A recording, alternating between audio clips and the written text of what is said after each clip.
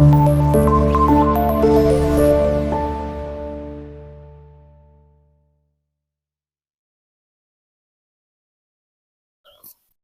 हिंद दोस्तों, मैं हूं आपका दोस्त अल्फा सेरा और एक बार फिर से आप सभी का वेलकम करता हूं आपके अपने ही चैनल पर। दोस्तों, आज इस वीडियो में आपसे बात करूंगा आरटीजीएसयू यानी कि धर्मगुरु के बारे में। कैसे आरटीजीएसयू की ट्रेनिंग होती है, कैसे इनका प्रमोशन है, क्या इनकी जॉब प्रोफाइल है और साथ ही दोस्तों हर महीने वेतन कितना मिलता है, उसके बारे में आज आपको जानकारी दूंगा। आप सभी को पता है अभी आरटीजीएसयू की भर्ती चल रही है, जिसके अंदर आपका रिटन एग्जाम हो चुका है और दिल्ली और अंबाला जोन का क्या है फिजिकल प्लस मेडिकल भी हो चुका है। ठीक है, तो जितने भी उम्मीदवार हैं आरटीजीएसयू वाले, उनके लिए दोस्तों क्या है कि मोटिवेशनल वीडियो है। ठीक है, आपको पता चलेगा कि आप हर महीने अप्रोक्स आपको क्या है कितनी सैलरी मिलती है।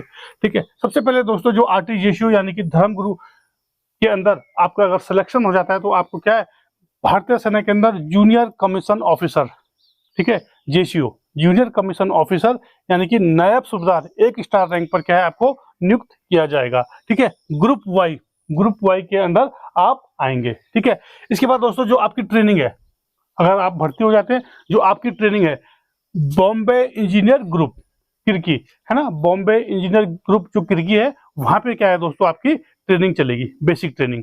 ठीक है, और कितनी चलेगी ये चेंज भी हो सकता है, इसमें अभी कुछ जगह को क्या है कुछ को बदलाव करने की भी सोच रहे हैं, लेकिन फिलहाल अभी यही है। आने वाले समय में क्या इसमें बदलाव भी हो सकता है।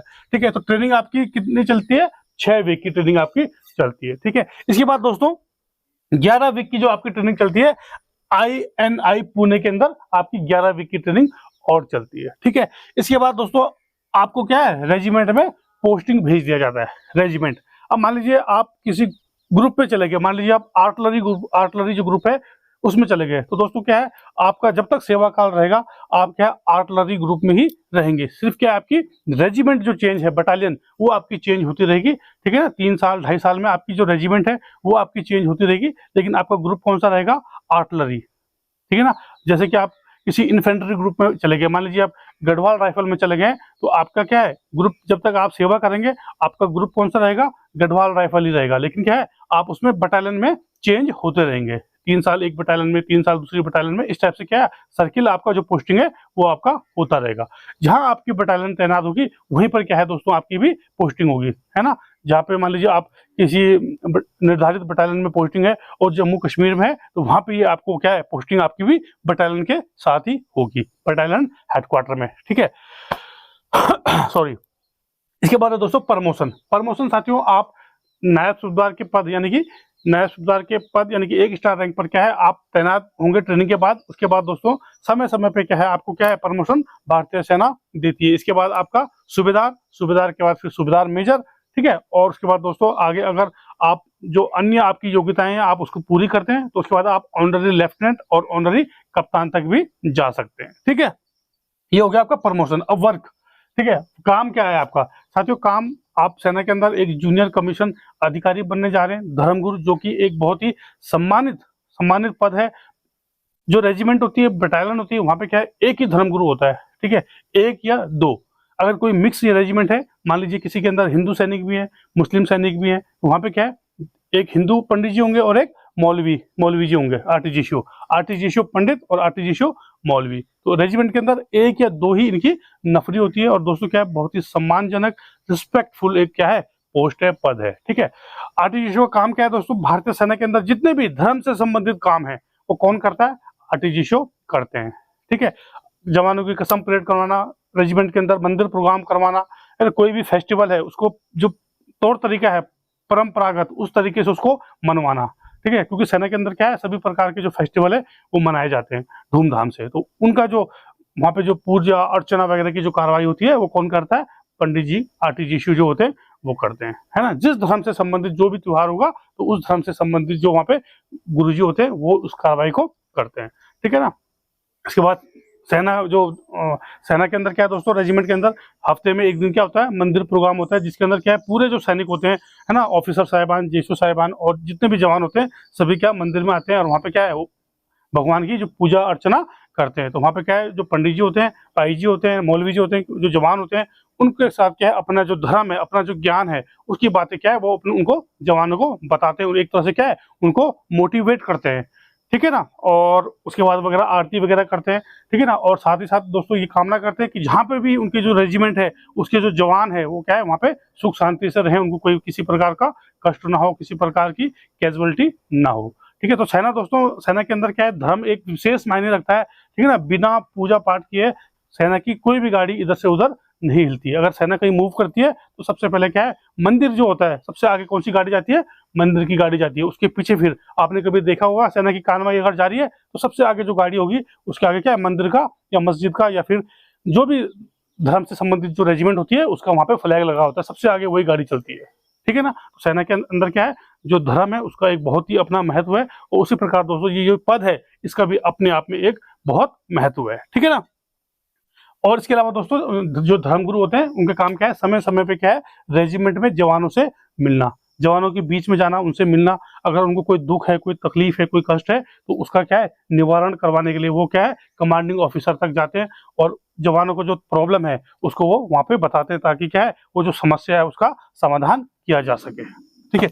और बाकी दोस्तों ये मैंने आपको जो बड़ा बड़ा काम है ये आपको बता दिया। बाकी जो भी धर्म से संबंधित कार्रवाई है वो मैंने आपको बता दिया, ये कौन करता है, आरटीजीएस करते हैं। इसके बाद दोस्तों बात करते हैं सैलरी की, आपको हर महीने कितनी पेमेंट मिलने वाली है, ठीक है। सबसे पहले दोस्तों आप ग्रुप वाई के अंदर भर्ती होते हैं नायब सूबेदार रैंक में, तो आपकी जो बेसिक पे है तो साथियों वो है 35,400 रुपए, ठीक है।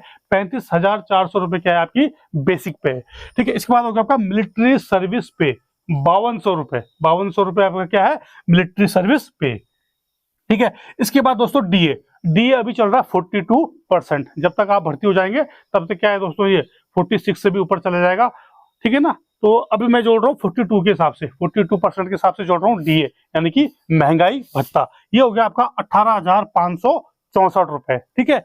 इसके बाद दोस्तों आपका टीपीटीएल, टीपीटीएल क्या होता है, सिटी के हिसाब से होता है। मैं एक क्लास सिटी का जोड़ रहा हूँ 3600 रुपए, ठीक है। इसके बाद होगा आपका एचआरए, एचआरए भी दोस्तों सिटी के हिसाब से, मैं यहाँ पे एक क्लास सिटी यानी कि दिल्ली का जोड़ रहा हूँ, तो ये हो गया आपका 9,558 रुपए, ठीक है। इसके बाद दोस्तों आपको कुछ एक्स्ट्रा अलाउंस मिलते हैं, सोप एंड रम अलाउंस, मैं यहाँ पे जोड़ रहा हूँ क्योंकि क्या है, ये रम अलाउंस वगैरह आपकी जो पोस्टिंग का स्थान है उसके हिसाब से क्या है चेंजमेंट होता रहता है, ठीक है ना। और अन्य अलाउंस भी आपको मिलते हैं, जैसे आप कश्मीर वगैरह में जाएंगे जहाँ पे आपकी रेजिमेंट होगी तो वहाँ पे क्या है, हार्ड एंड रिस्क अलाउंस है ना, वो रेजिमेंट के हिसाब से क्या है, आप कश्मीर में है, लेह में है, सियाचिन में है, तो उस हिसाब से क्या है वो अलाउंस चेंज होता रहता है। तो वो मैं यहाँ पे जोड़ रहा हूँ, यहाँ पे मैं सिर्फ आपको एक पीस स्टेशन की क्या है सैलरी बता रहा हूँ, लगभग अप्रोक्स आपका इतना बनेगा, ठीक है। तो टोटल दोस्तों आपका बन रहा है 72,322 रुपए, ठीक है।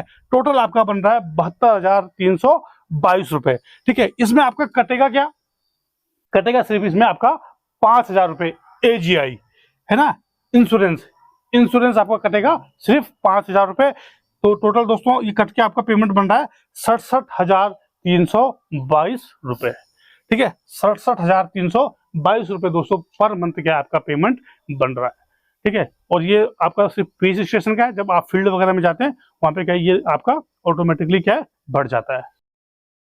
इसके अलावा जो भी अन्य सुविधाएं एक जीसीए को लागू है, सभी क्या है आपको भी अथराइज है। वर्दी, वर्दी दोस्तों जो भी एक अन्य सैनिक को लागू होती है, सारी वर्दियां आपको भी अथराइज है भारतीय सेना की। लेकिन जो आरटीजीसी होता है एक क्या है, धर्म का एक प्रतीक है ना, वो धर्म से संबंधित एक पद है। तो वो जो उनका जो ड्रेस होता है यूनिट के अंदर, रेजिमेंट के अंदर, वो क्या है कुर्ते पजामे में वहाँ पे रहते हैं। उनकी जो पोशाक है वो कौन सी है, कुर्ते पजामे की उनकी पोशाक है, ठीक है। और बाकी जो अन्य सुविधाएं है, कैंटीन है ना, मैंने आपको बता दिया, मिलिट्री हॉस्पिटल, सारी सुविधाएं क्या है वही है जो कि एक सैनिक को मिलती हैं, जेसीओ को मिलती है, ठीक है।